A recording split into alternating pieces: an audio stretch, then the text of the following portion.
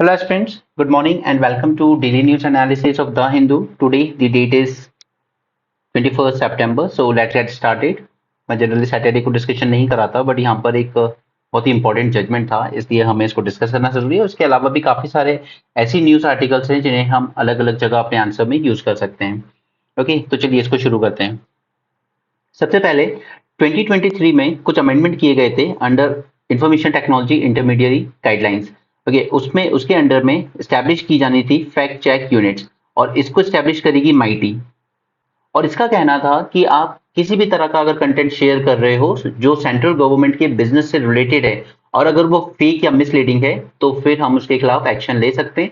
और जो इंटरमीडिएरीज हैं जैसे ट्विटर यानी कि एक्स, यूट्यूब, इन सबको ऑर्डर दिया जा सकता है to take out that content. Okay, तो इसको लेकर यहाँ पर एक कॉमेडियन थे, I would say satire stand up comedy करते हैं, मिस्टर कुणाल कामरा। उन्होंने पेटिशन दायर की थी कि ये कॉन्स्टिट्यूशनल नॉर्म्स के अगेंस्ट जा रहा है। सो पहले इसकी टाइमलाइन समझ लेते हैं कि कोर्ट में एग्जैक्टली हुआ क्या है। First is this fact check unit of MeitY ministry of information and technology, it faced criticism since it was established on 9 April 2023। okay, तो टाइमलाइन क्या रही है। सबसे पहले कुणाल कामरा ने जब यहाँ पे पेटिशन फाइल की in Bombay High Court against this amendment, तो उन्होंने कहा कि ये आर्बिट्री है, violating the fundamental rights of speech and expression and it is very big. Big इसलिए कि आप किस चीज को कंसिडर करेंगे कि ये सेंट्रल गवर्नमेंट का बिजनेस है या नहीं। फॉर एग्जाम्पल 2024 के इलेक्शंस में कांग्रेस पार्टी ने काफी अटैक किया ऑन अग्निवीर स्कीम कि ये स्कीम ठीक नहीं है। तो फिर क्या आप इसको ये कहेंगे कि हमारी फैक्ट चेक यूनिट एक्स को या यूट्यूब को ऑर्डर करती है कि इस तरह की वीडियोस हटाई जाएं क्योंकि अग्निवीर स्कीम सेंट्रल गवर्नमेंट की लाई गई स्कीम्स है। ठीक है, तो फिर उसका क्रिटिसिज्म अलाउ नहीं किया जाएगा। तो यहां पर काफी वेग एक्सप्रेशन यूज किया गया, that is business of central government. Right, तो किसे हम एग्जैक्टली क्लासिफाई करेंगे ये डिसाइड करेगी फैक्ट चेक यूनिट, जो कि स्टैब्लिश की है ministry of electronics and information technology ने। अल्टीमेटली सेंट्रल गवर्नमेंट के हाथ में आती है। तो इस तरीके से तो सेंट्रल गवर्नमेंट की किसी भी पॉलिसीज या स्कीम का जेन्युइन क्रिटिसिज्म नहीं हो पाएगा। Right, that was the major concern. IT rules amendment does not seem to offer protection to parody and satire as well। अब आपको मनमोहन सिंह के टाइम अगर आपने देखा होगा, उस टाइम ऑब्वियसली के आप में से काफी छोटे भी रहे होंगे, उस टाइम पर ये जो कॉमेडी शोज आते थे इनमें बहुत उनका मजाक बनाया जाता था कि हमारा तो प्राइम मिनिस्टर भी रोबोट है तो वो रिमोट कंट्रोल से चलता है एंड ऑल दो सॉर्ट ऑफ थिंग्स। ठीक है, सरदार है पर असरदार नहीं है।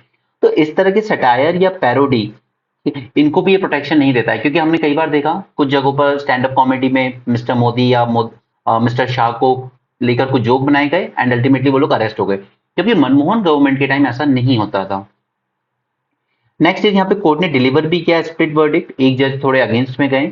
Supreme court stay setting up of fact check unit to monitor social media content about the government. तो फिलहाल के लिए इस फैक्ट चेक यूनिट को स्टे कर दिया गया है। ठीक है, मैं आपको पूरी ये इंटरमीडिएट गाइडलाइंस समझाऊंगा। मैंने पहले आपके साथ डिस्कस किया था जब मैंने आपके साथ एक साइबर सिक्योरिटी को लेके वीडियो किया था, उसमें इंफॉर्मेशन टेक्नोलॉजी एक्ट 2000। राइट, उसके बाद यहाँ पे 2008 में कुछ अमेंडमेंट लेकर आए। इसके बाद इसी एक्ट के अंडर में कुछ रूल्स बनाए गए इन 2011 और इन्हीं रूल्स को रिप्लेस किया 2021 के रूल्स ने, और फिर इन्हीं 2021 के रूल्स में अमेंडमेंट किया गया 2023 में और स्टैब्लिश की गई फैक्ट चेक यूनिट। ये पूरी टाइमलाइन है इसकी। मैं आपको ये पूरा टॉपिक समझाऊंगा अगले 20 मिनट में, कि सारी चीजें आपको क्लियर हो जाएंगी। एक बार जान लो, समझ लो, क्लियर हो जाएगा। इंतजार करोगे बाद में कि मैगजीन आएगी कोई विजन की, प्रीलिम्स के टाइम, मेंस के टाइम, उसमें पढ़ लो, नहीं हो पाएगा क्योंकि वो क्लैरिटी नहीं होती है, फिर वो अल्टीमेटली बर्डन होता है आपके दिमाग पे, ये भी पढ़ना है वो भी पढ़ना है। ओके, चलिए just give me 20 minutes and आपको पूरा जितना भी इशू है इसका शुरू से आज तक का सब क्लियर हो जाएगा।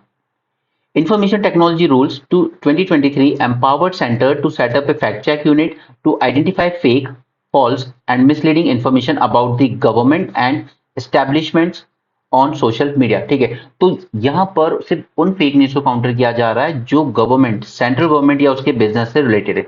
अगर आपको सिर्फ फेक न्यूज को काउंटर करना है तो वे सारी इंक्लूड कर लीजिए। सबसे ज्यादा फेक न्यूज बीजेपी की जो सोशल मीडिया सेल है वो सर्कुलेट करती है। ठीक, तो उसके अलावा काफी सारी फेक न्यूज हमारा मेन स्ट्रीम मीडिया चलाता है। यू रिमेंबर 2000 रुपए के नोट में चिप है, इस तरह की बातें। तो वे सबको कवर कीजिए, सिर्फ सेंट्रल गवर्नमेंट के बिजनेस को ही क्यों कवर किया, ये क्वेश्चन है सुप्रीम कोर्ट का, सॉरी बॉम्बे हाई कोर्ट का। ओके, तो ये इंफॉर्मेशन टेक्नोलॉजी, इनका पूरा नाम है intermediary guidelines and digital media ethics code. सिर्फ डिजिटल मीडिया को ही कवर किया जा रहा है यहाँ पर। अगर कवर करना है तो भी सबको कीजिए, सभी की फेक न्यूज और मिसलीडिंग इन्फॉर्मेशन को काउंटर कीजिए, राइट। ये अमेंडमेंट रूल्स लाए गए थे 2023 में, और पेटिशनर ने कहा कि it violate article 14 and article 19 1G। और आर्टिकल 14 क्या कहता है? Right to equality. Article 19 freedom of speech and expression, and article 19 1G freedom and right to profess any occupation. ठीक है, तो कॉमेडियन स्टैंड अप कॉमेडी कर रहा है, सटायर कर रहा है, वो भी उसका कुछ एक ऑक्यूपेशन ही है। अब यहाँ पे जो एक्सप्रेशन यूज किया गया है इसमें, that fake false and misleading in rules was vague and hence wrong in the absence of any definition. आप एक प्रॉपर डेफिनेशन तो दीजिए इसको लेकर कि आप किसको कंसीडर करेंगे सेंट्रल गवर्नमेंट का बिजनेस। ठीक है, अग्निवीर स्कीम को क्रिटिसाइज करना ऑपोजिशन पार्टीज का काम है, वो करेंगी, क्योंकि वो वही काम होता है ऑपोजिशन पार्टी का, पहले भी यही था, आज भी यही है। ठीक है, लेकिन अगर आप कहेंगे ये तो सेंट्रल गवर्नमेंट का बिजनेस है, आप उसको क्रिटिसाइज नहीं कर सकते, तो वो फिर गलत होगा। सेटअप इन 2023, अप्रैल 23 में mighty established the fact check unit by amending the IT rules in 2021. This approach represents the least restrictive method to counter fake, false and misleading information. ये स्टैंड है सेंट्रल गवर्नमेंट का। उनका कहना है कि देखिए, जो प्राइवेट कंपनीज होती हैं, अथॉरिटीज होती हैं, वो भी अपने यहाँ पर एक फैक्ट चेक यूनिट रखती है कि उनकी कंपनी के बारे में कोई गलत इन्फॉर्मेशन तो स्प्रेड नहीं की जा रही है बाहर। तो गवर्नमेंट भी वही काम कर रही है कि वो भी अपने बिजनेस से रिगार्डिंग कोई फेक न्यूज तो नहीं चल रही है, उसको काउंटर करने का ये सबसे लीस्ट रिस्ट्रिक्टिव मेथड था उनकी नजर में। ये पॉइंट है गवर्नमेंट का। Private companies and individuals also maintain the fact check unit, and government is similarly justified in providing accurate information to the public.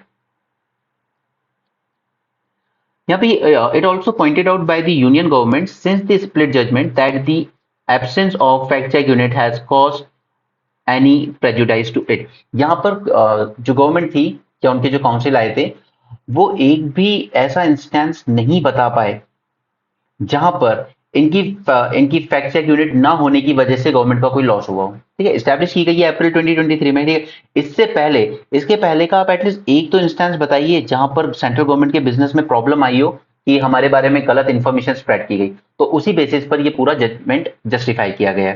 कि आप एक भी इंस्टेंस ऐसा नहीं बता पाए हमें कि फैक्ट चेक यूनिट ना होने की वजह से ये लॉस हुआ है सेंट्रल गवर्नमेंट को। According to new IT rules 2023, government can ask social media platforms like Facebook, X, Instagram, YouTube to remove any content or news related to business of central government. This is the problem. Business of central government.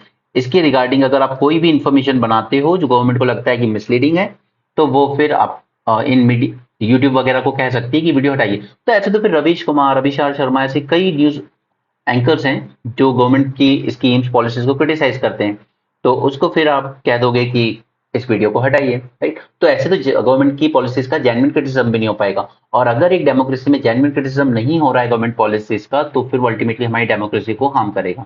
Now you can say कि central government सिर्फ उन information को remove कर रही है ना जो misleading है, बट द थिंग इज कि गवर्नमेंट कई बार अपनी स्कीम इस तरीके से प्रेजेंट करती है कि उसकी जो रियल इंटेंशन होते हैं वो सामने नहीं आते हैं। जैसे फार्मिंग के जो लॉ लाए गए थे 3, उसका अल्टीमेटली गोल तो यही था कि ज्यादा से ज्यादा चीजें प्राइवेट के हाथ में देनी है। प्रिटेंड किया जाता है कुछ और, असल में होता कुछ और है। ठीक है, उसी तरीके से अग्निवीर स्कीम लेकर आए, आपने कह दिया कि देखिए बच्चे जब रिटायर होंगे 4 साल बाद तो वो 12 लाख रुपए लेके रिटायर होंगे।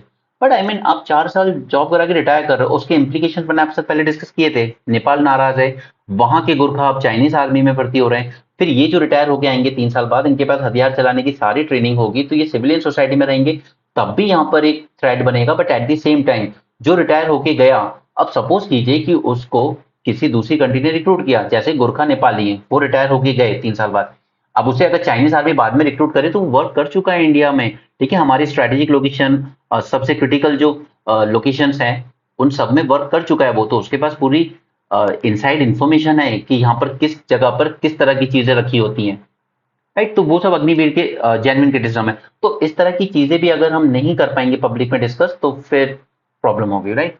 एंड सेंटर अपना सिर्फ क्रिटिसिज्म रोकने के लिए ही इस फैक्ट चेक यूनिट को लाया था। अगर करना है तो आपकी खुद की बीजेपी पार्टी सबसे ज्यादा फेक न्यूज स्प्रेड करती है, उसको काउंटर कीजिए। आपको याद होगा एक बार ललन टॉप पे एक जिला लेवल की प्रेसिडेंट थी बीजेपी की, उसने उसने हजारों लोगों के सामने कहा कि आपने 99 साल की लीज पे आजादी ली है, आप पूरी आजादी क्यों नहीं ली। इस तरह की फेक न्यूज बीजेपी ने सर्कुलेट की थी अपने सोशल मीडिया से, और उनके खुद के ही लोग इसके विक्टिम बन गए।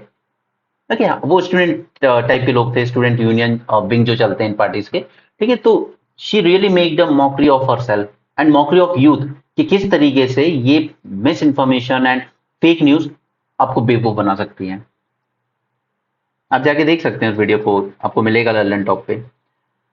Okay, an organisation appointed by the government will be the arbitrator of such content. अब मेरा कंटेंट मिसलीडिंग है या नहीं, ये डिसाइड कौन करेगा? एक आर्बिट्रेटर, उसको भी गवर्नमेंट ही अपॉइंट करेगी। अब जब गवर्नमेंट ही अपॉइंट कर रही है तो वो गवर्नमेंट के फेवर में ही बोलेगा।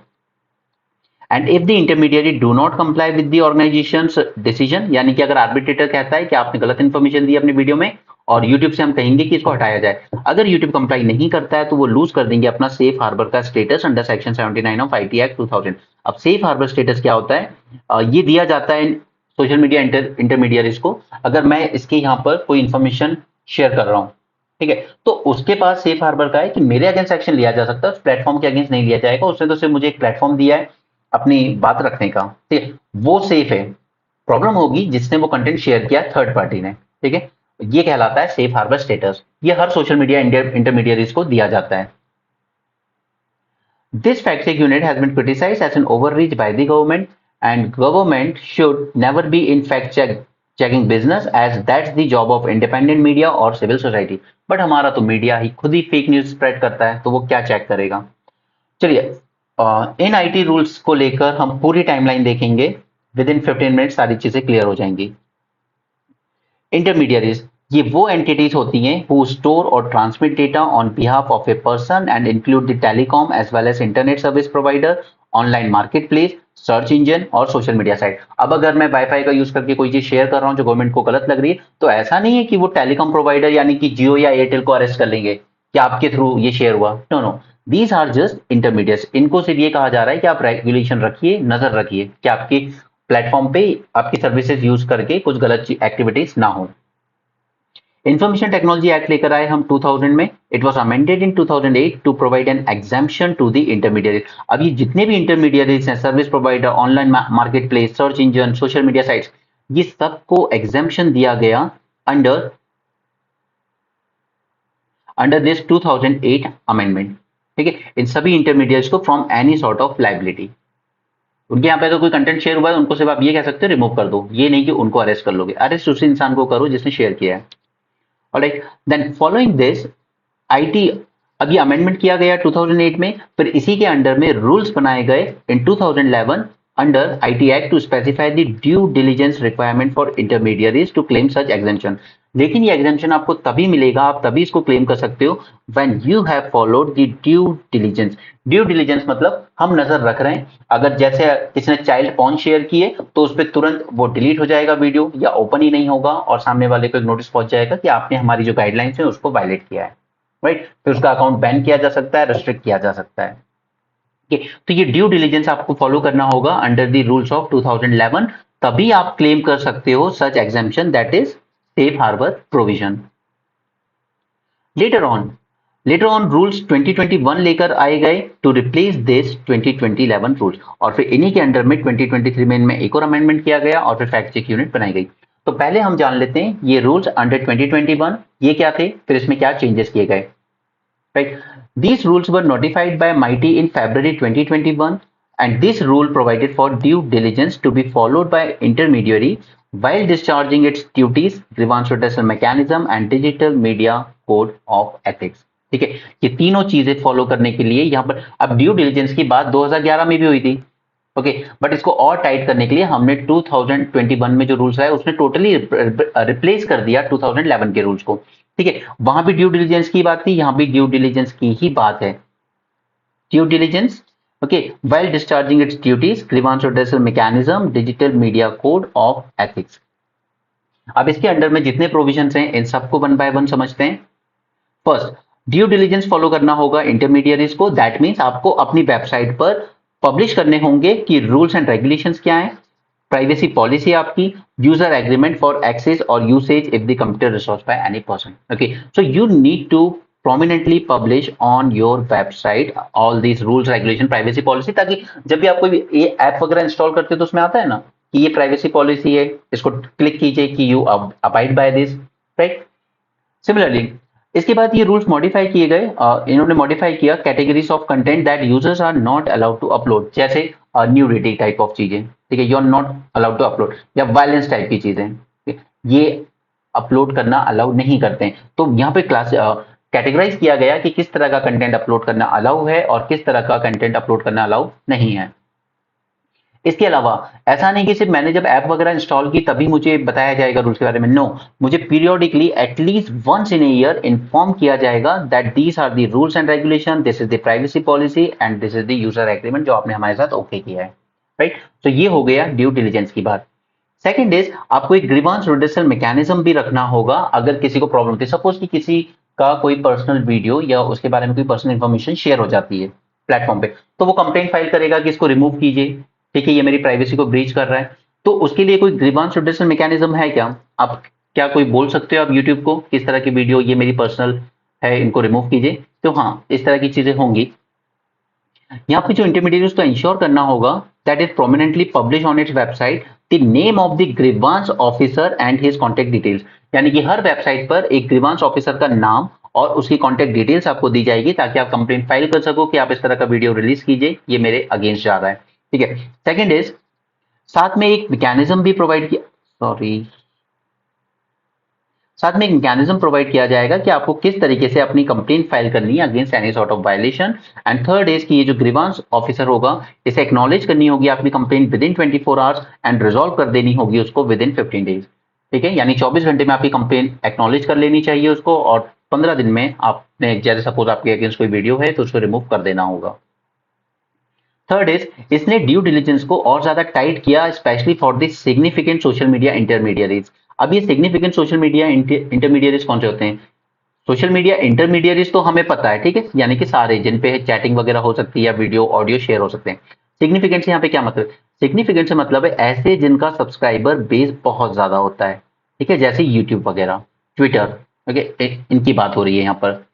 तो यहाँ पर ऐसे इंटरमीडियरीज जहां पर registered user are above a notified threshold will be classified as significant social media intermediaries and इनको अपॉइंट करना होगा एक chief compliance officer who shall be responsible for ensuring compliance with the act. At the same time इन्हें appoint करना होगा एक nodal contact person 24/7 coordination के लिए with the law enforcement agencies, ठीक है। अगर लॉ एनफोर्समेंट एजेंसीज, पुलिस या कोई भी इन्वेस्टिगेटिव एजेंसी इनसे डिमांड करती है कि आपके सपोज टेलीग्राम ऐप पर इस तरह की कोई डीलिंग हुई है, सपोज ड्रग्स को लेकर या आर्म्स ट्रेड को लेकर, जो कि आज यूक्रेन और रशिया में भी हो रही है, यूक्रेन तो इनफैक्ट बैन भी कर दिया टेलीग्राम अपने यहाँ से गवर्नमेंट कंप्यूटर्स पे एटलीस्ट, ठीक है। तो इस तरह की चीजें अगर हो रही हैं तो ये जो इन्वेस्टिगेटिव एजेंसीज हैं वो किसको कांटेक्ट करेंगी? तो उसके लिए यहाँ पे आपको एक नोडल कॉन्टैक्ट पर्सन अपॉइंट करना होगा जो 24/7 एक्सेसिबल हो।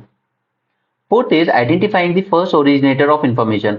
अब जैसे व्हाट्सएप वगैरह पे क्या है, फेक मैसेज सर्कुलेट होते रहते हैं, फॉरवर्ड होते रहते हैं, तो एक्चुअली इस इंफॉर्मेशन का ओरिजिन कहां से हुआ था? Who was the first person जिसने ये चीज शेयर की थी? अब देखिए, जब वो मणिपुर में 2 लड़कियों को न्यूड परेड कराया गया था, उसके बाद सरकार ने अपनी गलतियां देखने के बजाय क्या किया, उसने एक्स को कहा कि पहले तो ये वीडियो हटाइए और हमें बताइए कि who was the first originator, किसने ये वीडियो सबसे पहले शेयर किया था एक्स पे। ओके, तो ये जेन्युइनली गलत था, ठीक है, कि आपको तो ये देखना चाहिए कि इस तरह का वायलेंस हुआ है उसको रोकना है, बट आप क्या कर रहे हो कि ये वीडियो आया कैसे सामने, ठीक है, एक्स को बोलिए ये वीडियो हटाए, ठीक। सो ये जो मीडियरीज होंगे, इंटरमीडिएट्स, इनको आइडेंटिफाई करना होगा फर्स्ट ओरिजिनेटर ऑफ इंफॉर्मेशन, ठीक है। जैसे व्हाट्सएप हो सकता है उस पर सर्कुलेट हो रहे हैं, या एक्स हो सकता है उस पर सर्कुलेट हो रहे हैं, उनको आइडेंटिफाई करना होगा who was the first originator of information within India on its platform. Next is ensuring online safety and dignity of the users. तो इंटरमीडिएट्स को रिमूव कर देना होगा या डिसेबल कर देना होगा access within 24 hours of the receipt of the complaint of the content. जैसे अगर कोई वीडियो है फुली या पार्शियल न्यूडिटी का, तो उसको आप लोग रिपोर्ट कर देते हो ना, जैसे टेलीग्राम पे आप रिपोर्ट कर सकते हो, ठीक है, तो उसको 24 घंटे में रिमूव करना होगा इस तरह की वीडियो को, या चाहे वो सेक्सुअल एक्ट हो, पार्शियल न्यूडिटी हो या कुछ भी हो, ठीक हो, 24 आवर्स जैसे आपके पास कंप्लेन आई है उस वीडियो को रिमूव कीजिए। Second is such a complaint can be filed either by the individual or by any person on his or her behalf. Last is oversight mechanism. अब ये इंटरमीडियरीज ये चीजें परफॉर्म कर रहे हैं, ऑबे कर रहे हैं या नहीं, इसके लिए आप मिनिस्ट्री जो होगी MeitY, it will formulate an oversight mechanism and it will publish a charter for self regulating bodies and it will also establish an inter departmental committee for hearing the grievances, कि अगर ये intermediaries आते हैं कल को कि हमें जबरदस्ती गलत ऑर्डर दिया गया है, इस तरह की चीजें करने के लिए मजबूर किया जा रहा है, तो उस केस में एस्टैब्लिश की जाएगी एक इंटर डिपार्टमेंटल कमिटी जिसके सामने ये सोशल मीडिया इंटरमीडिएट्स जा सकते हैं कि हमें गलत ऑर्डर्स दिए गए हैं। ऑलराइट, सो ये हो गए ओवरऑल 2021 की जो रूल्स थे वो, ठीक है। यही आपको विजन वगैरह की मैगजीन में मिलते हैं, और ये पिछले 3 साल 4 साल से कंटिन्यूस आ रहा है। उसमें मेंस के टाइम आता है, प्रीलिम्स के टाइम आता है, जब हम लोग प्रिपरेशन करते थे तब भी इस तरह की चीजें आती थी, ठीक है। तो ये जो 6 इंपॉर्टेंट पॉइंट्स हैं, बस इतने जान लिए, आपका 2021 का डन है। अब 2023 में इन लोगों ने क्या किया, government introduce new rules called information technology amendment rule 2023, और इसी के अंडर इन्होंने स्टैब्लिश कर दी फैक्ट चेक यूनिट, जिसको लेकर बॉम्बे हाईकोर्ट में ये पिटीशन दायर हुई और ये जजमेंट आया है।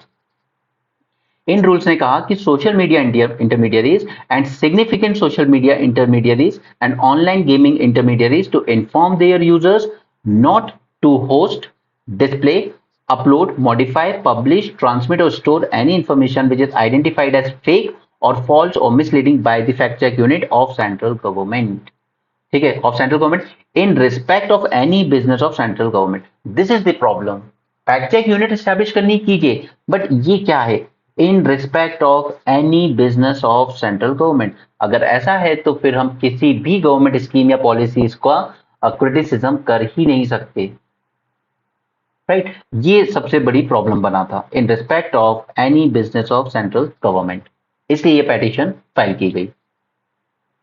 Mighty is empowered to notify the fact check unit, इसी ने स्टैब्लिश की अप्रैल में, and this fact check unit can instruct intermediaries social media sites not to host such a content. तो ऐसे तो फिर जितने भी सोशल मीडिया पर न्यूज रिपोर्टर वगैरह काम कर रहे हैं इंडिपेंडेंटली, आप उन सभी के कंटेंट को डिलीट करवा दोगे वहां से। अब केस बनता है यहाँ पे fact check unit versus freedom of speech debate. तो कंसर्न इसने रेज किया अमंग इंटरनेट फ्रीडम एक्टिविस्ट, ठीक है। हाउएवर अब प्रॉब्लम ये थी that this amendment, sorry just a minute, this amendment does not define the term any business of central government. यही main criticism रहा है कि इसने डिफाइन नहीं किया what do you mean by any business of central government, ठीक है। तो एक्सपर्ट्स ने यहाँ पे वार्न किया था that intermediaries are likely to protect their own commercial interest rather than risk of losing safe harbour protection for non compliance with the directions of fact check unit even at the cost of curbing their users right to freedom of speech and expression. तो अब उनकी दिक्कत ये हो जाएगी कि अगर government के अगेंस्ट जाएंगे तो they will lose their business, तो फिर उन्हें गवर्नमेंट से कंप्लाई करना ही पड़ेगा। This safe harbour safeguard essentially exempted intermediate, ये मैंने आपको समझा दिया है सेफ हार्बर सेफगार्ड क्या होता है। अब यहां पे देखिए कि कंसर्न्स क्या रेज किए गए थे। तो in April Bombay High Court ने ऑब्जर्व किया that these amended rules no matter how well intention they lack the necessary safeguard. जो इंसान कंटेंट क्रिएट कर रहा है उसके लिए यहां पर सेफगार्ड्स नहीं है। This was the first observation.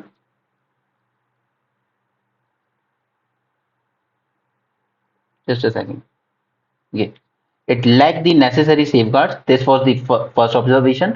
Second is, court also expressed the opinion prima facie that rules do not seem to offer protection to fair criticism. से this is the issue कि यहाँ पर आपने fair criticism के लिए भी scope नहीं छोड़ा, ठीक है। उसके अलावा पैरोडी सटायर इस सब के लिए भी नहीं। नहीं, जब मनमोहन सिंह के टाइम ये सब चीजें होती थी तो फिर अब कौन सी बड़ी बात हो गई है। Highlighting the ambiguity surrounding the term any business of central government, court wondered if the speeches made ahead of 24 Lok Sabha election would fall within its ambit. तो फिर ऐसे तो आप कांग्रेस पार्टी या ऑपोजिशन पार्टी की जितने भी स्पीच हैं अग्निवीर स्कीम को लेकर उन सबको डिलीट करवा दीजिए, right. Court also questioned why the rules would exclusively affect digital media and not its print counterpart. अब न्यूज़पेपर वगैरह ने भी इस तरह की काफी चीजें चलाई थी उस टाइम, 2000 रुपए के नोट में चिप है, ठीक है, तो फिर तब क्यों नहीं। Also, court questioned why the monitoring was only limited to government business and not to every piece of information available to internet. ये तो फिर जो political parties fake news circulate कर रही है उनको भी रोकिए। अब उसके रिस्पॉन्स में सेंट्रल गवर्नमेंट ने यहाँ पे क्या आर्ग्यूमेंट दिए हैं।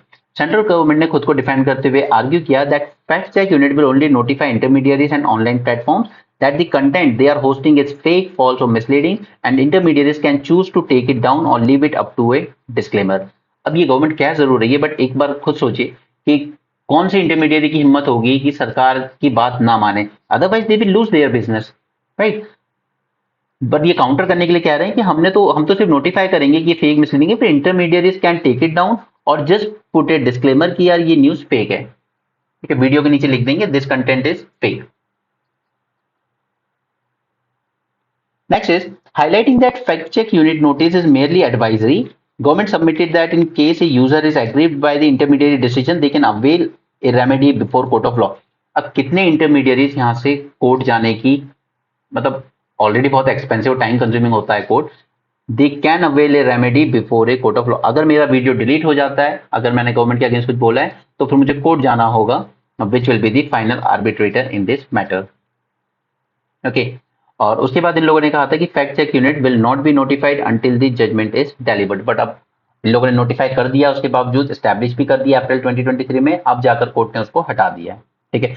तो आई होप कि आपको ये टॉपिक पूरा समझ में आ गया हो, ठीक है। मैं वैसे इसको पहले अलग से कराना चाहता था 20 मिनट्स वीडियो में या फिल्म रिवीजन सीरीज में, बट ये आज न्यूज़पेपर में आ गया तो हमने इसको कंप्लीट कर लिया, ओके। आई होप यहाँ पे चीजें आपको क्लियर हो गई हूँ।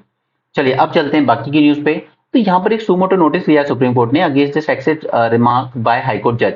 अब इन्होंने क्या किया था, यहाँ पर कर्नाटक हाई कोर्ट के जज थे ये, इन्होंने एक तरफ फीमेल वकील खड़ी थी, दूसरी तरफ मेल वकील थे। इन्होंने फीमेल को कह दिया अच्छा आप तो इन मेल लॉयर के बारे में इतना जानती हैं तो आप तो इनके अंडरवियर का कलर भी जानती होंगी, ये इस तरह के रिमार्क्स इन्होंने किए। और इन जज साहब ने पहले भी एक और चीज की है जहां पर इन्होंने बैंगलोर के आउटसाइड में जहां मुस्लिम कम्युनिटी ज्यादा रहती है, ठीक है, मुस्लिम डोमिनेटेड सब लोकेलिटी इन वेस्ट बेंगलोर, उसको पाकिस्तान कह दिया था जज होते हुए, ठीक है। तो ये दो चीजें आपको कोट करनी होंगी अपने आंसर्स में। जब हम बात करते हैं जेंडर सेंसिटिविटी की, तो इतने हाई लेवल पे बैठे हुए लोग अगर इस तरह की बातें करेंगे against sexist remark, I mean against a women lawyer as well as this tagging a particular community as a Pakistan, ठीक है, तो ये ठीक नहीं है, ओके। ये सब ऑर्डर पॉइंट बनता है, आप इसको दे सकते हो एक एक पॉइंट अपने आंसर में, तो आपका आंसर ज्यादा वेटेज लगता है कि जज from Karnataka high court made a sexist remark against a women lawyer. Lay down arms और face action, home minister tell the Naxals. अब नक्सलिज्म मैंने 2 बार डिस्कस किया आपके साथ इन डेप्थ, और 9 अक्टूबर मेंस 450 प्लस में एंड 4 सितंबर को डेली न्यूज एनालिसिस में, ठीक है। मैंने आपके साथ नक्सलिज्म पूरी तरह से डिटेल में डिस्कस किया हुआ है, which is more than enough even to write a proper essay, ठीक है। तो फिर 15-10 मार्क्स का आंसर तो आराम से लिख ही लोगे। सुप्रीम कोर्ट आज government to explain delay in the appointment of जजेस। अब ये मैंने आपके साथ यहाँ पर ऑलरेडी पहले डिस्कस किए हुए हैं 4 जज केसेस, ठीक है। एनजेएसी 4 था जहां पर सरकार ने वो अमेंडमेंट करा दिया था सुप्रीम कोर्ट ने। तो यहाँ पर इन लोगों ने कहा था, अब होता है क्या कि कॉलेजियम जो नाम देता है अल्टीमेटली तो सेंट्रल गवर्नमेंट इसको क्लियर करेगा और प्रेसिडेंट उसको अपॉइंट करेंगे, राइट। बट यहाँ पर जो कॉलेजियम नाम दे रहा है उसको सेंटर आगे नहीं बढ़ा रहा है, पेंडिंग रखा हुआ है। तो इन्होंने यही कहा है कि this collegium can not be treated as a search committee, जिसके नाम आप रोक सकते हैं, whose reiteration can be ignored और accepted at the government discretion. इनका कहना है कि आप जो नाम हम दे रहे हैं उसको अपॉइंट कीजिए। अब जो चीज आप शायद न्यूज़पेपर में, सॉरी, आपकी लक्ष्मीकांत में नहीं देखते होंगे और आपसे एग्जाम में गलतियां यही होती है, वो है ये सेकंड जज case, collegium reiterations must be cleared for judicial appointment as a healthy convention. यहाँ पे सुप्रीम कोर्ट ने कहा था कि अगर कॉलेजियम ने कुछ रिट्रेट किया, आप एक बार बोल सकते हो, ठीक है, कॉलेजियम ने नाम दिए, आप एक बार मना कर सकते हो कि नो, हमें लगता है कि ये पर्सन डिजर्व नहीं करता as being appointed as a High Court और सुप्रीम कोर्ट जज, ठीक है। तो एक बार आप वापस भेज सकते हो नाम, लेकिन अगर कॉलेजियम ने रिट्रेट कर दिया दोबारा कि नहीं इसको अपॉइंट कीजिए, तो that name must be cleared for judicial appointment as a healthy convention. ये बात याद रखिएगा। आई डोंट रिमेंबर एक्जैक्टली कि लक्ष्मीकांत में दी हुई है या नहीं, वो आप देख लीजिएगा, बिकॉज इट्स बिन 2-3 ईयर्स जब से मैंने लक्ष्मीकांत नहीं उठाई। ओके, सो सेकंड जज केस का याद रखिएगा, उसने कहा था अगर कॉलेजियम ने दोबारा नाम सजेस्ट किया है दूसरी बार तो फिर उसको you must have to appoint. In December 22 order, court had observed that ignoring or returning names reiterated by the collegium would amount to acting in breach of second judge case। ठीक है, यही points हैं जो exam में आ जाते हैं और फिर हमें लगता है कि यार लक्ष्मीकांत पढ़ने के बाद भी क्वेश्चन सॉल्व क्यों नहीं हुआ, right. Third is no work no pay, Samsung won protesting workers. अब यहाँ पर श्री पेरुम्बदूर मैन्युफैक्चरिंग फैसिलिटी है यहाँ पर सैमसंग इलेक्ट्रॉनिक्स की, वहां पर वर्कर प्रोटेस्ट कर रहे हैं कई दिनों से। ठीक है, तो यहाँ पर अब देखिए इसका सीधे सीधे असर किस पे पड़ता है, ईज ऑफ डूइंग बिजनेस पे। अगर इस तरीके से लेबर प्रोटेस्ट करता रहेगा, बिजनेस को डिस्टर्ब करता रहेगा, तो आपको लगता है कि कोई फॉरेन कंपनी यहाँ इन्वेस्ट करने आएगी? वो चाइना क्यों जाते हैं? क्योंकि उनके यहाँ पर लेबर लॉस ही बहुत कमजोर है। जो उनकी सेंट्रल गवर्नमेंट ने वन पार्टी रूल है, जो उनकी गवर्नमेंट ने डिसाइड कर लिया, वो हो गया।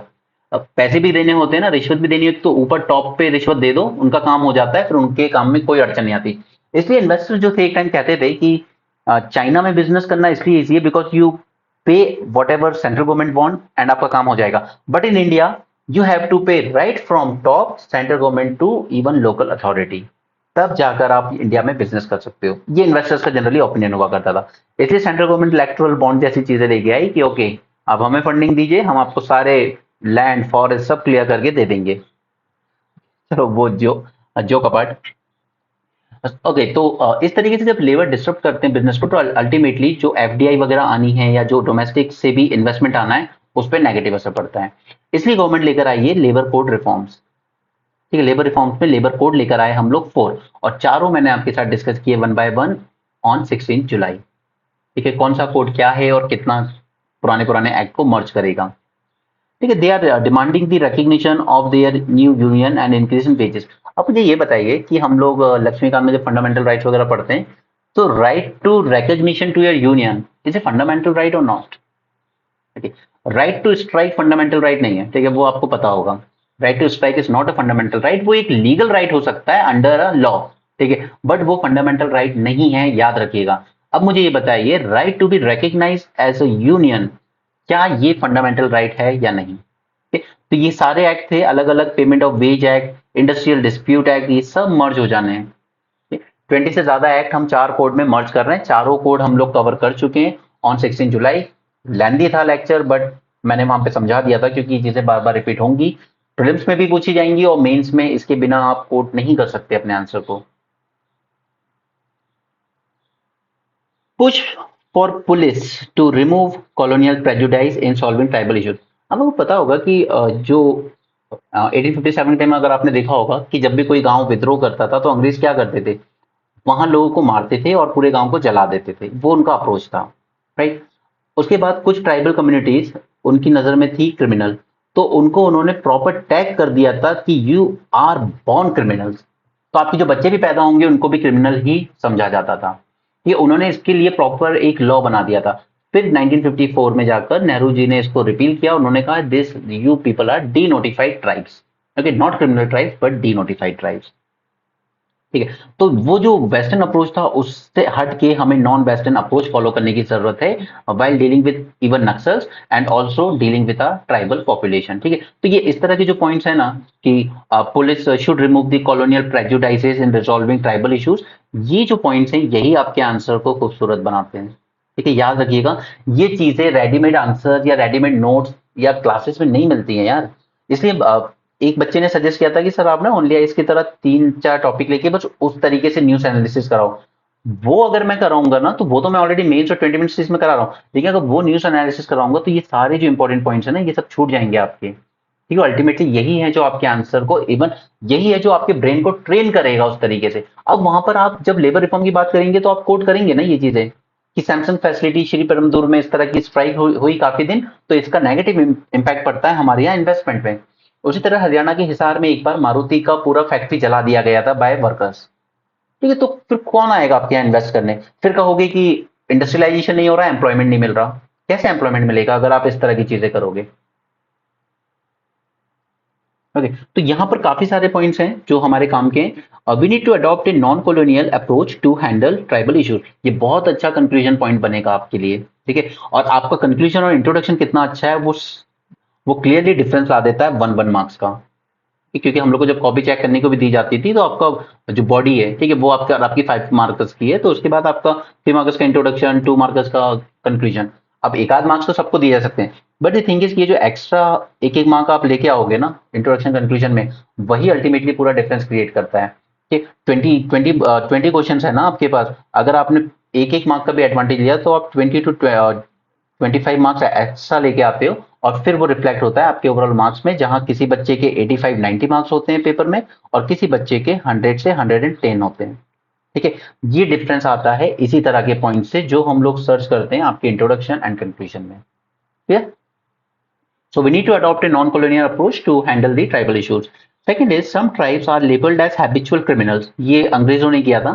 British had enacted a law in 1871 in which more than 100 tribal communities were labeled as criminal tribes. इसको रिपील किया गया in 1952 और हमने कैटेगरी बना दी इनकी डी नोटिफाइड ट्राइब। अब आप कह सकते हो कि इसको अलग कैटेगरी बनाने की भी क्या जरूरत थी, डी नोटिफाइड क्यों रखा? या तो ट्राइबल्स ही रखते या पीवीटीजी में डाल देते। डी नोटिफाइड हमने इसलिए रखा क्योंकि इन पे इनके अगेंस्ट एक जो माइंडसेट बना दिया गया था, तो इनको थोड़े से स्पेशल फेवर देने की जरूरत है ताकि वो अगर ऐसी हैबिट डेवलप हो भी गई है तो उससे ओवरकम करके मेन स्ट्रीम में आए। इसलिए इनको अलग से बेनिफिट देने के लिए, इनके लिए और बेटर पॉलिसीज फ्रेम करने के लिए हमने इनको एक अलग कैटेगरी में डाल दिया, दैट इज डिनोटिफाइड ट्राइब। अब दूसरी बात है कि हमारे पास इंडिया के सामने इस वक्त सिक्योरिटी पॉइंट से हमारी पुलिस के पास क्या क्या न्यू चैलेंजेस हैं। सबसे पहला चैलेंज है radicalise youth through social media.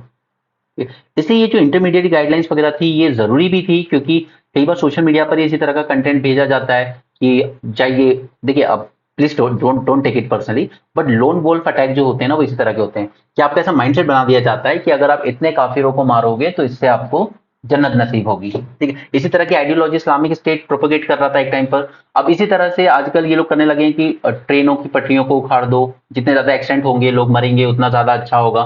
ठीक है, मैं सबकी बात नहीं कर रहा हूँ, बट इस तरह की आइडियोलॉजी ये ऑर्गेनाइजेशन प्रोपोगेट करते हैं कि अगर जगह जगह लोग इस तरह की छेड़खानी करने लगे, ट्रेनों के एक्सीडेंट्स होने लगे, तो हो गया ना, वो फिर आतंकी हमला भी करेंगे अगर पूरा प्लान करके, तो भी इतने ही लोगों को मार पाएंगे। तो वो सोचते हैं ये छोटी मोटी चीजें करके कर सकते हैं। ठीक है, तो ये जो रेडिकलाइजेशन हो रहा है यूथ का थ्रू सोशल मीडिया, ये एक चैलेंज है हमारे पास पहला। दूसरा, Islamic as well as Khalistani radicalisation. अब ये कनाडा यूएसए में जो आया, ये पन्नून का केस और ये सब, ये खालिस्तानी एलिमेंट्स को ही हवा दे रहे हैं। ठीक है, उसी तरीके से इस्लामिक ऑर्गेनाइजेशन अलकायदा ये भी इस तरह की इंफॉर्मेशन प्रोपोगेट करते रहते हैं। This is the second issue. Third is narcotics और उसके प्रीकर्सर दैट इज ट्रैफिकिंग। ठीक है, ड्रग्स कल्टीवेशन और फिर उसका इधर उधर जाना, हमें पता है गोल्डन क्रिसेंट, गोल्डन ट्राइंगल। ठीक है, ये सारी बातें की हमने म्यांमार और पाकिस्तान अफगानिस्तान के रिस्पेक्ट में। This is the third challenge. Fourth challenges security of non major ports and fishing harbour. अब क्यों? क्योंकि देखिए जो बड़े बड़े मेजर पोर्ट्स है वहां तो पूरी सिक्योरिटी होती है, सीआईएसएफ वगैरह लगी रहती है, ऐसा नहीं है कि कोई भी आ जाएगा और अटैक कर लेगा। मुंबई में भी जब ये लोग आए थे तो ये दूसरी जगह से घुसे थे जहां छोटे छोटे हार्बर थे, फिशिंग हार्बर। एक फिशिंग बोट इन्होंने कैप्चर की थी और वहां से आए थे, तो उनकी सिक्योरिटी एंश्योर करना भी जरूरी है। ये जो छोटे छोटे नॉन मेजर पोर्ट्स हैं या फिशिंग हार्बर है, इनकी सिक्योरिटी भी जरूरी है। पता चल रहा है कि वहां से टेररिस्ट एंटर कर रहा है, मेजर पोर्ट से तो नहीं कर सकता। ठीक है, तो हमें नॉन मेजर पोर्ट्स और फिशिंग हार्बर की सिक्योरिटी इंश्योर करना भी जरूरी है। Fifth challenge is implementing the new major criminal law that is Bharat Nyaya Sanhita and other thing. Counter measure against arm formation and frontal organisation. अब जैसे ही ये आर्म फॉर्मेशन बन रहे हो उसी टाइम अगर हम जिसको कहते हैं निपिंग इन द बर्ड, अगर उसी टाइम इसको रोक लें, कंट्रोल कर लें, किल कर दें तो बेटर होगा। ये नहीं कि बन गए 400-500 लोग उन्होंने रिक्रूट भी कर लिए और फिर हम फाइट कर रहे हैं। Next is fintech fraud. This is seventh challenge and exploitation of app ecosystem for criminal activities. अब आप ऐप बना दीजिए, ठीक है, उस टाइम मॉनिटर जब तक वो बहुत लेवल पे हाईलाइट नहीं हुई किसको पता चल रहा है। ऐप बना लीजिए वहां पे इस तरह की क्रिमिनल एक्टिविटीज चल रही हैं, तो वो भी काउंटर करना जरूरी है। एंड इमर्जिंग थ्रेट फ्रॉम रग ड्रोन्स एंड काउंटर मेजर। अब जैसे जैसे ड्रोन टेक्नोलॉजी ज्यादा कॉमन होती जाएगी, अब हमने कहा ना ड्रोन दीदी बनाएंगे, हम लोगों को सिखाएंगे ऐप ड्रोन्स को कंट्रोल करना, उनको उनमें गड़बड़ हो जाए तो उसको मैकेनिक का काम भी सिखाएंगे, तो उसी तरीके से फिर लोग रिवर्स इंजीनियरिंग करके ड्रोन बनाना भी सीखेंगे। ऑब्वियसली वो रफ ड्रोन होंगे, उतने इफेक्टिव नहीं होंगे, बट इस तरह के ड्रोन बनाकर फिर वो क्रिमिनल एक्टिविटीज के लिए मिसयूज कर सकते हैं उसको, जैसा कि अभी हमने म्यांमार और सॉरी मणिपुर में देखा। तो ये 9 मेजर चैलेंजेस हैं जिन पर एक सेशन हुआ है, राइट। और यही आपके आंसर को अल्टीमेटली बहुत अच्छा बनाती है कि आखिर हमारे पास सिक्योरिटी वाइज कितने चैलेंजेस हैं।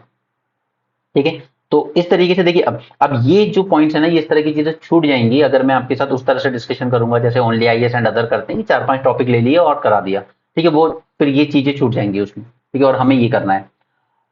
इसके बाद यहाँ पे सिक्योरिटी एडवाइजर का कहना है काफी सारे वेपन्स आ रहे हैं मणिपुर के बाहर से, यानी कि म्यांमार से। अब म्यांमार के रिस्पेक्ट में कुकी चिन कम्युनिटी पूरी एक ही कम्युनिटी है, ये सब बातें मैं आपसे कर चुका हूँ। बाकी म्यांमार का अगर आपको पूरा इशू समझना हो कि एक्जैक्टली वहां क्या चल रहा है, उसका इंप्लीकेशन इंडिया पर क्या होगा, तो वो मैंने आपके साथ डिस्कस किया था 10 फरवरी मेंस 450 प्लस में। वहां पे म्यांमार से रिलेटेड मैंने सारी बातें आपको बता दी थी, ठीक है, वहां से आप देख लीजिएगा। एंड आप में से कुछ बच्चे हैं जो जब मैं बताता हूँ ना कि ये मैंने वहां डिस्कस किया पहले, वो पुरानी वीडियोस देख रहे हैं, and that is wonderful thing. ये आपको बहुत डिविडेंड्स पे करेगा, ये आपकी प्रिपरेशन को हॉलिस्टिक कराएगा। इसलिए मैं आपको बार बार एम्फोसाइज करता हूँ कि आप उस main series and 20 minute series यानी कि वो कॉम्प्रिहेंसिव कोर्स को ज्वाइन कीजिए। अल्टीमेटली प्रिपरेशन कॉम्प्रिहेंसिव ही होगी, ऐसे प्रीलिम्स मेंस सेपरेट नहीं होती। प्रीलिम्स सीरीज में हम लोग क्या करेंगे, ज्यादा से ज्यादा हम लोग सिर्फ 3000 आर्टिकल्स की आर्टिकल्स से गो थ्रू करेंगे, ठीक है, जो पिछले 3 साल से अलग अलग न्यूज़पेपर में रहे। और ये इसलिए जरूरी है आर्टिकल से गो थ्रू करना, बिकॉज देखिए आप ये जो प्रिंट एडिशन देख रहे हो जो मैं आपके साथ डिस्कस कर रहा हूँ, उससे उतने क्वेश्चन नहीं आए जितने द हिंदू के डिजिटल एडिशन यानी कि उसकी वेबसाइट से लिए गए अलग अलग जगह से, ठीक है। तो वो जो 300 आर्टिकल से हम गो थ्रू करेंगे न्यूज अपनी प्रीलिम्स रिवीजन सीरीज में, वो प्रीलिम्स के लिए बहुत इफेक्टिव होगी। But at the same time जब तक टॉपिक की हॉलिस्टिक अंडरस्टैंडिंग नहीं होगी, तो फिर वो ऐसी बात हो जाएगी कि फैक्ट्स याद करने हैं, रॉट लर्निंग करनी है, अंडरस्टैंडिंग नहीं है उतनी। YouTube channel of supreme court hack, अब इसको कोट कीजिएगा अपने आंसर में कि अगर सुप्रीम कोर्ट का यूट्यूब चैनल सेफ नहीं है तो फिर बाकी तो आप छोड़ ही दीजिए, राइट। तो ये है हमारा साइबर सिक्योरिटी इंफ्रास्ट्रक्चर, जिससे मैंने आपके साथ ऑलरेडी मेंस 450 प्लस में सेशन किया हुआ है। साइबर सिक्योरिटी से रिलेटेड सारे एस्पेक्ट वहां कवर किए थे, प्लेलिस्ट में देख लीजिएगा, I don't remember the exact date. Okay, तो सुप्रीम कोर्ट का भी यूट्यूब चैनल हैक हो सकता है। एम्स का भी हमारा जो वेबसाइट थी वो हैक रही थी कई दिन, दिल्ली एम्स की। तो ये सारे एग्जाम्पल्स जो दिखाते हैं कि हमारे यहाँ सिक्योरिटी आर्किटेक्चर में किस तरह के लोग बैठे हैं कि उनसे ज्यादा तो हैकर्स जानते हैं। और ये चीजें होती हैं क्योंकि जब आप एग्जाम में करप्शन करते हो, पेपर लीक करते हो, या जुगाड़ से भर्ती करा देते हो ना अपने पहचान वालों को, तो इस तरह के लोग आ जाते हैं जिनसे काम होता भी नहीं है, वो नहीं सिक्योर कर सकते आपके साइबर सिक्योरिटी इंफ्रास्ट्रक्चर को। इसे मैं कहता हूँ कि रिजर्वेशन से माना कि हाँ कुछ लोग ऐसे आ जाते हैं जो थोड़े से वीक हैं, बट वो ऑन द ट्रेनिंग शायद सीख लें, लेकिन जुगाड़ कल्चर जो है ना वो उससे भी ज्यादा डेंजरस है। इसरो का फुल फॉर्म नहीं पता और रैंक 16 ले आते हैं छत्तीसगढ़ पीएससी में और डिप्टी कलेक्टर बन जाते हैं। Dargah are different from waqf properties से सूफी बॉडी। अब ये डिमांड कर रहे हैं कि दरगाह के लिए अलग से बॉडी बनाई जाए। They are demanding a separate and independent दरगाह बोर्ड जस्ट लाइक वक्फ बोर्ड। क्योंकि यहाँ पे ये दरगाह होती है ना, इनको हेरिडिटरी फैमिली इनकी केयर करती है, ठीक है, मतलब कोई ऐसे अपॉइंटमेंट चेंज नहीं होते, एक ही फैमिली इन दरगाह को कंट्रोल करती है। Hereditary sajjada nashin as its head, okay, it mean single family continuously and uninterruptedly looking after the property for several centuries. All dargah barring the Ajmer Sharif, ठीक है, इस दरगाह को छोड़ दें तो they are govern by waqf board. अब अजमेर शरीफ दरगाह कितनी भी पवित्र हो क्या है मुझे नहीं पता, ठीक है, लेकिन इसकी केयर करने वाली फैमिली ने जो वो अजमेर के स्कैंडल्स, लड़कियों के साथ rape and all those things, वो जो अभी सजा हुई है उसमें ये इन्वॉल्व थे, इसलिए I don't think personally I don't never want to visit there. Samples of ghee used by this, ये जो हमारा तिरुपति बालाजी का मंदिर है, इट कंटेन फॉरेन फैट। अब यहाँ पे कहा गया कि पिग फैट भी यूज हुआ है, बीफ फैट भी यूज हुआ है एंड ऑल दोस थिंग्स, तो ये लैब एनालिसिस में बातें निकल के आई है। तो अब ये सीधे सीधे आपकी हिंदूज की जो बिलीफ है उस पर एक सीधा सीधा अटैक है। अब इसकी और फर्दर इन्वेस्टिगेशन होगी और क्या निकल के आता है वो तो टाइम बताएगा। बट वहां जो लड्डू बनता है और उस लड्डू को जीआई टैग भी है, तिरुपति लड्डू को, ठीक है, उसके बाद भी यहाँ पर इस तरह की चीजें उसमें मिलाई गई हैं, ऐसा इनका कहना है। अब इन्वेस्टिगेशन होने दीजिए। Indigenous heavy water reactor attains the criticality. अब देखिए ये सारी चीजें और हमारा जो 3 स्टेज न्यूक्लियर प्रोग्राम है, ये आपके साथ मैंने पहले न्यूज एनालिसिस में डिस्कस किया था।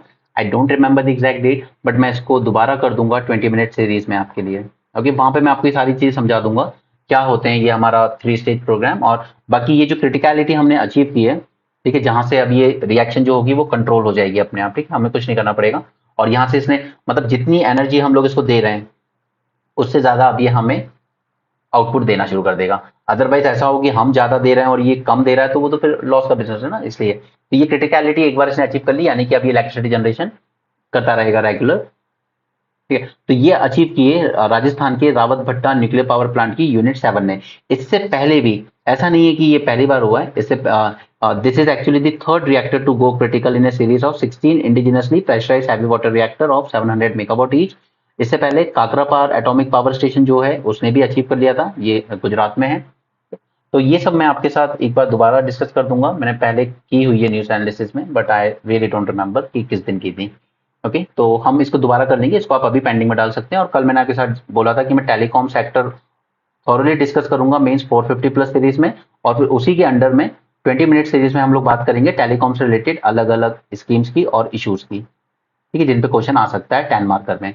तो वो एजीआर वगैरह क्या होती है ये सब मैं वहां समझाऊंगा। तो ये दोनों वीडियोस कल से पहले अपलोड हो जाएंगे आपके लिए। Blockchain and smart materials among innovative projects mooted by PM solar scheme. अब जब ये स्कीम हमने डिस्कस की थी प्रीलिम्स के टाइम, पीएम सूर्य घर मुफ्त बिजली योजना, इसमें क्या कर रहे हैं कि हम लोग आपके रूफटॉप पैनल लगाएंगे, ठीक है, और करीब 300 यूनिट तक आप लोग खुद यूज कर सकते हो अपने घर में, ठीक है। उसके बाद बाकी की जो जिसने लगाया है आपके घर पे वो अपनी ग्रिड के थ्रू ले जाएंगे, ठीक है। और एट द सेम टाइम इसकी बियॉन्ड जब आप सेल करते हो तो आप एक अर्निंग भी कर सकते हो। तो इसी में एक और चीज इन्होंने यूज की है कि हम ब्लॉकचेन टाइप की चीजें यूज करेंगे, स्मार्ट मीटर टाइप की चीजें यूज करेंगे इस स्कीम के अंदर में।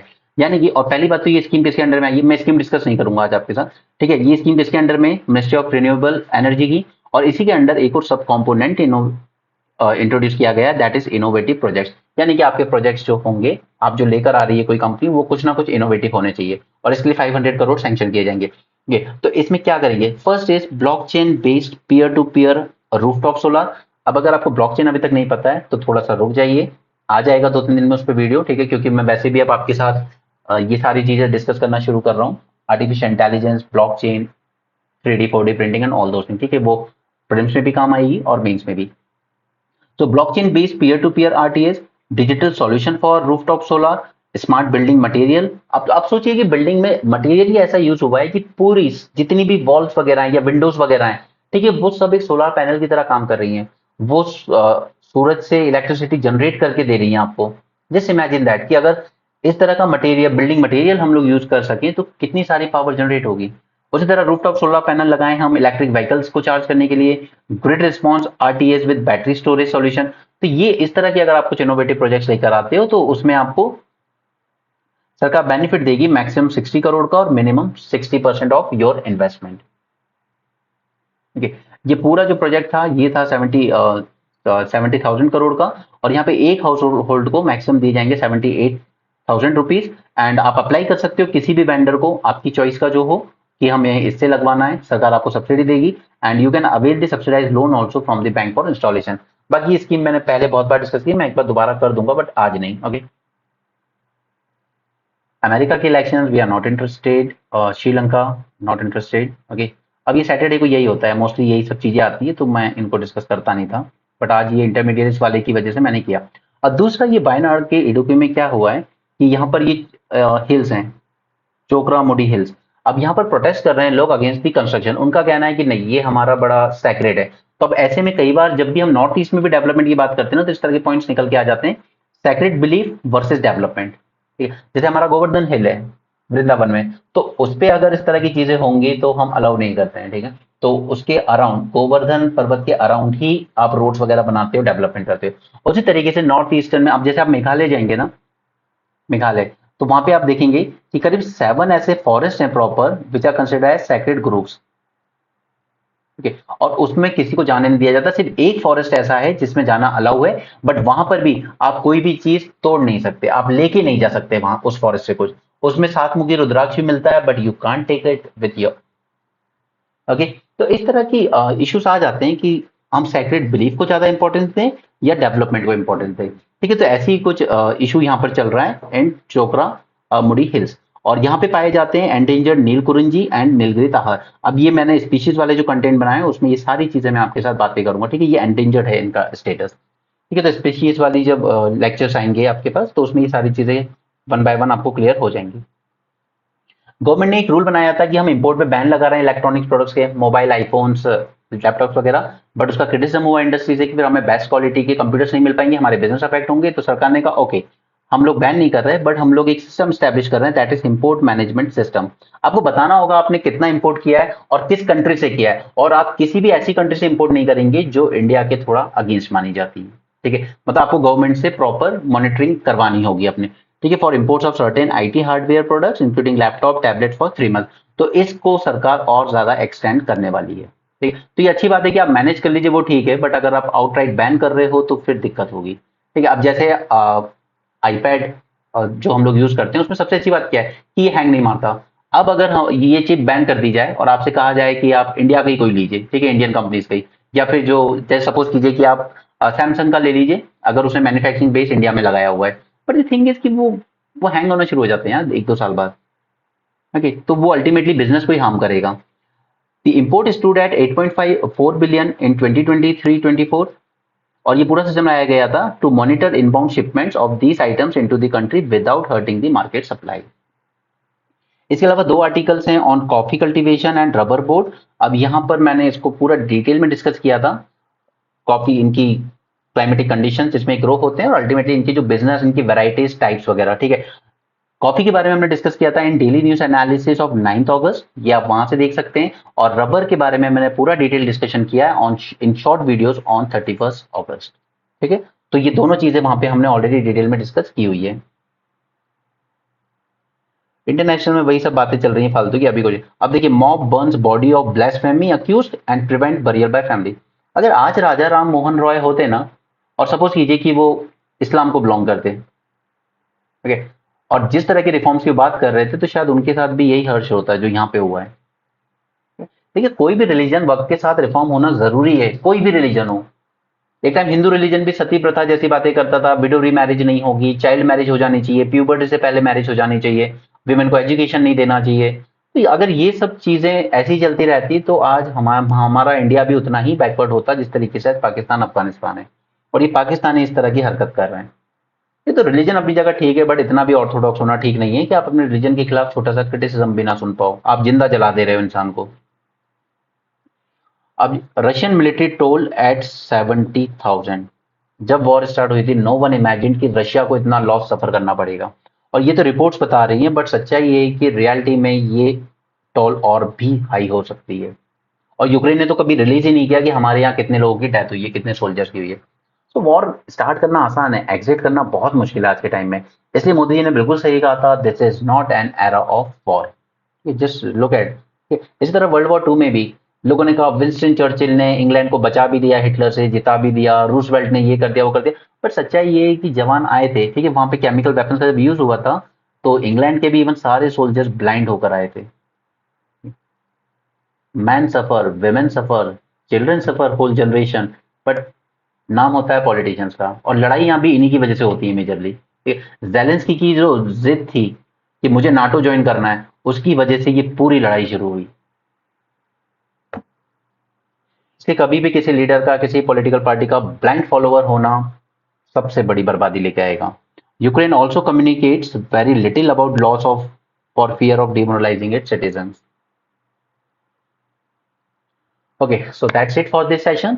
And please do join the mains 450 plus series. उसमें शॉर्ट डिस्कशन वीडियोस भी वही होते हैं, और साथ में फिल्म रिवीजन सीरीज जो कि जल्दी स्टार्ट होगी। वैसे मैं 21 से स्टार्ट करना चाहता था, but even I am my self is overburden with this 450 and short video discussion. तो मे बी फिल्म की हम थोड़े दिन बाद शुरू करेंगे। वैसे भी उसमें हमें मेजरली तो अपने जो अलग अलग आर्टिकल्स हैं 3000 से भी ज़्यादा अलग अलग न्यूज़पेपर के, उनके थ्रू होके जाना है। ओके, बट उसके लिए पहले यहाँ पे बेस बनना भी जरूरी है। So that's it for this session. Thanks for joining, have a great day and keep learning.